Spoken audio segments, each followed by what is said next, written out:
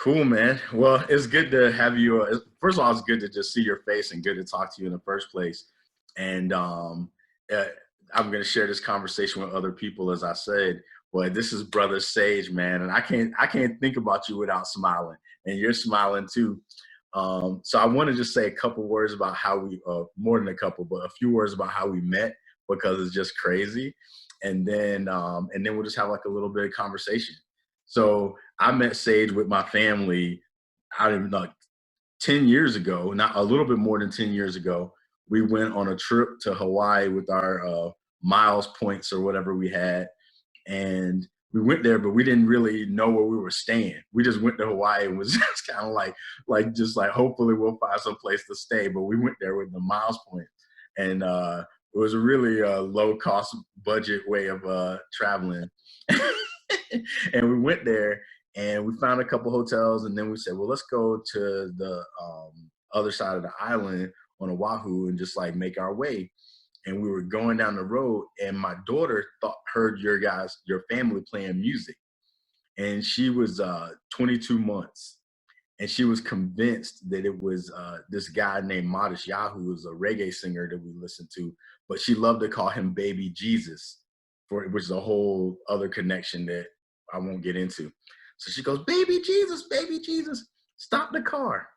And so we stopped the car, and then we just stood around, and you guys were barbecuing, having like a luau kind of thing almost, your family. And we got out, and I mean, we just instantly started connecting. She connected to your granddaughter, Legend, instantly, and like grabbed onto her. And we were trying to make it to this place that we had called, but with no real reservation.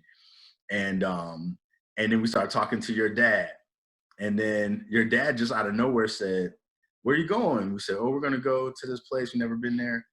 And then he said, well, you can stay with us. And we had known you guys for about 40 minutes. And he was like, have some food. And we were like, okay. We just said, yeah. And then we stayed in the yurts in your guys' backyard. And then about 4 in the morning, I had to go to the bathroom. And I said, oh, what are you doing up? And I came in, and you were in there making some food. And I said, hey, how's it going? What are you guys doing? He said, oh, we're just cooking up some food and everything because there's a tsunami coming. And so we're just getting prepared. And I was like, tsunami? And I think that's a good place to leave it. And we'll just kind of go from there. But you guys hosted us during the potential tsunami. And then it all was love from there, man. And we've been in the Ohana since. What a blessing! I'll never forget that morning, or that night, because actually it was our regular Friday night at the park when we have worship service, and we go down there and give the community an opportunity of just hearing some praise and worship in the community, and we'll turn it up, and whoever wants to come out, we share a meal, and all is invited. And right across that park, and why I'll never forget it is because you pastor a church out there in Colorado, and it's the UCC church, and right across the street from the beach park was an old Hawaiian congregational UCC church, right? That was like a number of the churches in our community, and I'm sure throughout the states are just dwindling in keeping the pews full and getting the younger generation to start attending. And the church was going through the same thing during that days and up to now. But later on, I'll give you a little testimony of where we're at. But yeah, it's amazing. You baby got the call and came out and joined us, shared a meal, and yeah. You didn't hear, but that night at about 2 in the morning, the sirens went off, and it was the tsunami warning siren, and it throws us into our what we call to our mission is we prepare food in case it comes and in case it doesn't, so that we get to feed the community and keep everyone fed. So we're part here on this side of the island. After that day, we actually put together a very extensive emergency preparedness project for Ha'ula and our district of Ko'olauloa. Mm. And but I'm reminded that some people are just not used to that. They're not surrounded by water like us. And some of you come from in the middle of the States or wherever you come from. You don't get that tsunami warning like we do. And I can imagine, I put myself in your shoes. I can imagine because I remember your wife really having some difficult time with it. In fact, when we evacuated up to the back hill, the mountain back here, I mean, we did everything to try to keep her safe. In fact, I think I had a team take you folks up the mountain and put you up on the hill, right? Well, some of my boys went down to the beach to just check if the level of the ocean or the tide started coming up. And, Yep. it shows the difference. And one of your sons went surfing. Yeah, he's like, maybe I get a chance to get that big wave, right? So, Yeah. Yep. It's that being surrounded by water is a whole different culture. But Yeah. the mountain that you actually went up and that property that we went through was actually UCC property. Yeah. Nice. And it's amazing sense because now I have a project on that property that's developing some sustainable food for our community, especially it's called breadfruit, and we call it. Oh yeah, you were telling me about that. Right. So that area, it's such a blessed area, and you were able to go on the top of the hill and overlook that. And that church across the street, I'm actually the chair or the president of that church now, trying to work on a plan of bringing that church back and filling up the pews and get it in like what churches are supposed to be, a community place where people can come and worship, and we're looking at putting in some facilities. There's actually no restroom facilities. They have to come across the street to that beach park where we were at. Oh wow. I know that little church needs some help, and you never know. Maybe this message goes out, and some people out there want to come and help that little Hawaiian church on the hill, Ha'ula Congregational Church. But it's exciting. You know what's crazy, bro, is that I wasn't even in the UCC when I met you. I wasn't. Yeah, but God had a plan for you. Yeah, I was about to go to seminary. I had just started seminary, but I wasn't in the UCC. And you guys talked to me and said stuff about UCC, so the words were in my brain.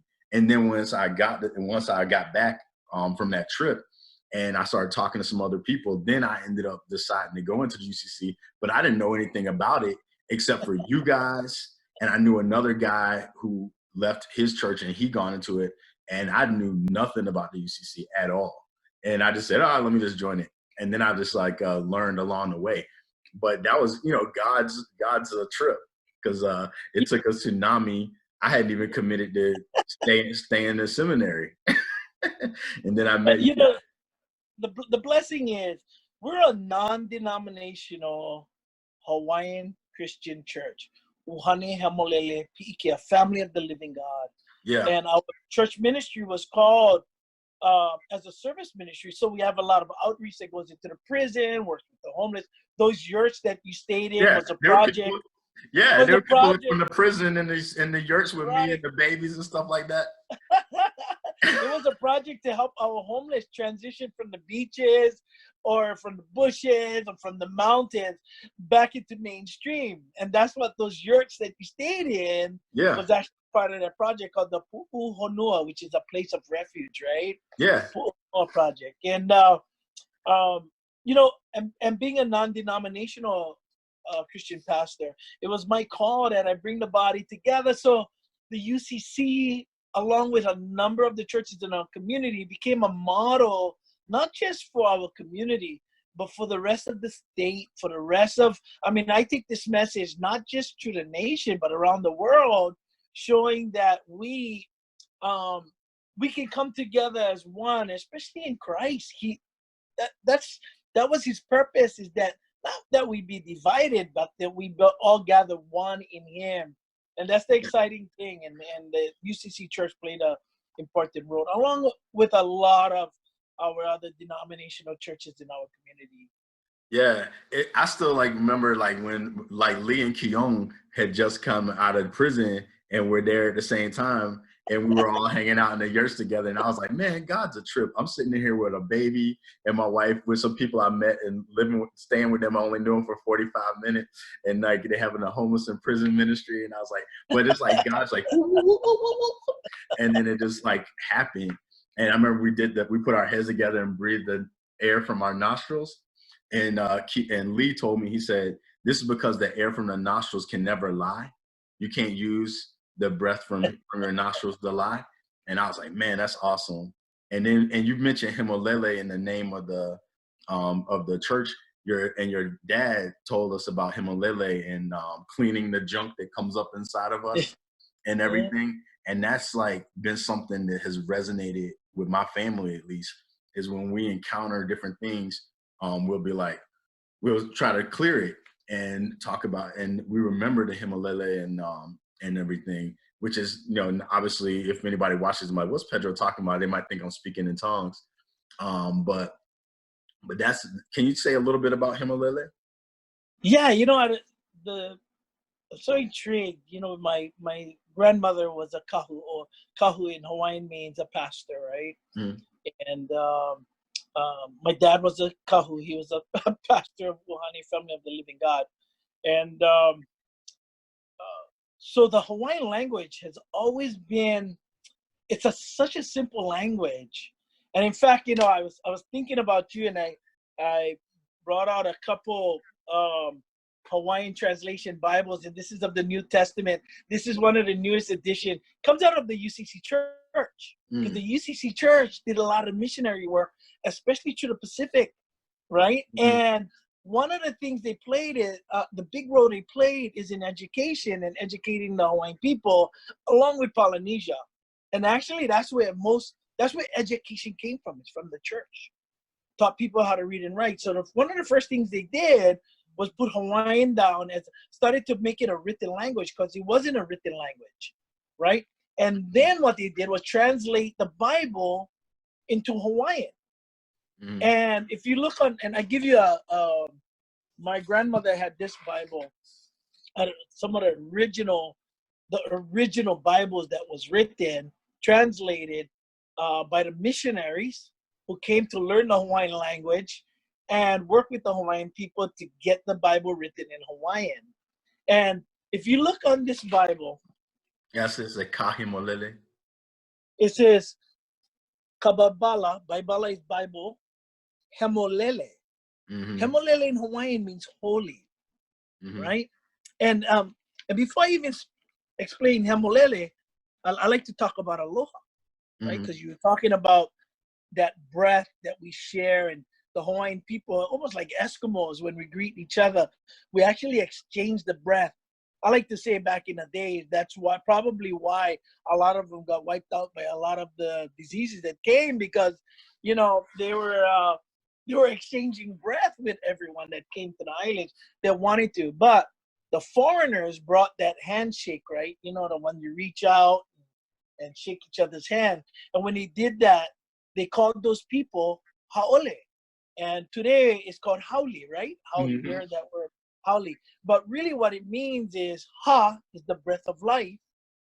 Ole means no, so there was no exchange of the breath of life. And that was the handshake. It was just their description of the foreigners that was coming that didn't greet each other by exchanging the breath, right? And then it comes to the word aloha, because they were greeting everyone with aloha. And if you go on their website, and I need to update it, but that is on there, right? With there's a little YouTube thing that was done by one of my pastor friends in Oregon. And he interviewed it, and he'll talk a little bit about Hemolele and a little bit about aloha. You can hear Dad's voice. Dad passed about 10 years ago. Yeah. Yeah. So that word aloha has that word ha. And to alo means the very presence or the very reflection of the breath of life. Because the mystery is this, is Christ is in all. And we created in the Creator's image. And that is the image. The image is the breath of life. And that equates to love, right? Because we know God is love. So that's the word aloha. That when they greeted each other, they said aloha, which could mean hello. And of course, you know, the very educated would probably say, okay, aloha means hello. And then when they were leaving, the same thing, you know, I mean, you know, the educated would say, oh, it must also mean goodbye. But actually what he was saying, that when he greeted you when you were leaving, was I love you, and something of me would go with you. And that is that breath that we shared. And the breath that we shared is the mystery that Christ is in all. Right? Yeah. So, I love and that. and that's aloha. So it brings me back to this word. It might be backwards on this screen. No, that's right. Okay. So it brings us to this word hemolele. So like the Hawaiian language, which was very limited in the words that they had. So they would they would break it down to describe something. So the word holy, we're breaking down into two parts. Hemo in Hawaiian means to take out, right? And we know why Christ went to Calvary for all of us, is that we needed to unload our junk. I mean, he went so that he would take that junk upon himself, right? And when we did that, it put us in a place where we can change direction or repent, right? And to that change direction and move in that upward direction, that's that word lele. Lele means to jump, right? And, you know, we as regular people, and you know, we're all subject to this, maybe young growing up. Dad would come home from work and, you know, he had not a good day, man. And next thing you know, he's kind of putting it out on his family, because we sure like pass junk to each other, right? But I was taught from when I was young. In fact, my grandmother and my dad would always say, especially if I was going out to someplace dangerous, brother, if I was going to go out into the surf, they would remind me, they would say, hey boy, don't forget hemolele. So before you go in the water, you would pray, right? I would say, Lord, prepare me this vessel. I want to unload up. I don't want to take any junk with me when I paddle out into those waves, right? That way, if anything happened, you're in the right place. You prepared, and brother, I'm going home where we belong, right? And so that's the message. I go all over the world sharing with people about aloha, and aloha opened those doors where sometimes U.S. delegations cannot go, right? But we as grassroots here in Hawaii, you know, when I say I come from Hawaii, we're just like, oh man, you that paradise people. Yeah. You know, they open the doors all over. I mean, I could be in some stand place like Kyrgyzstan or this stand, or I could be in Mongolia, Korea, or anywhere in the world, and it seems like everybody's kind of familiar that in the middle of the Pacific, this little island of Hawaii, right, has a special place. This place that, you know, every time they try to describe it, it's like paradise. In fact, we all kind of strive to get there. Some of our goals is, well, I think I'll try to get to Hawaii one day. But you know, the Lord has prepared this little place that I believe when He says He will take the gospel to the ends of the earth. If you take a pin and stick it to the globe, it comes out in the middle of the Pacific, brother. It's gotta be us. He wanted to use us as the example of His love. So, you know, I get to share that, and we shared the breath. I mean, and the breath is Christ, brother. And you were keeping track with me when you were up on the East Coast, and I know you were sharing that message. Yeah. Yeah, it's been a pinnacle moment in my life, like just meeting you guys, and like just like I can't even, it's hard to put into words, you know, but it's just one of those things. I talked about it with a couple other friends, like it's just a knowing. Like when I saw you guys, it was just like family. I don't know how I know it, but I know it, and I can trust you guys. And even though your dad just was like, want to stay with us? And I mean, we didn't know anything. We were like, yeah. And it just happened, you know? And that's been like one of the things that are a hallmark in our, I think our spiritual development and our growth and living in that mystery that you're talking about, that a lot of people, I mean, a lot of times we get hung up on thinking we have all the answers, and we don't make room for the mystery. And we had this answer, we're gonna go stay at this place, but then we encountered, I mean, it was just my daughter screaming baby Jesus, and saying baby Jesus, and then we stopped, because we wanted her we had a little bit of a drive, and we didn't want her screaming the whole time, so we stopped. And we've been, I mean, like I've said to people before, like I've come to your house where I tried to call you and no one answered the phone, so I just showed up and walk in the door, and you guys are like, hey bro. Yeah. And it's it was like the day you left. Yep. You could be 10, 20 years down the road, brother. Yeah. That same family, that same ohana. And I'm going to tell you that ohana, that family, that's the family of the living God. Yep.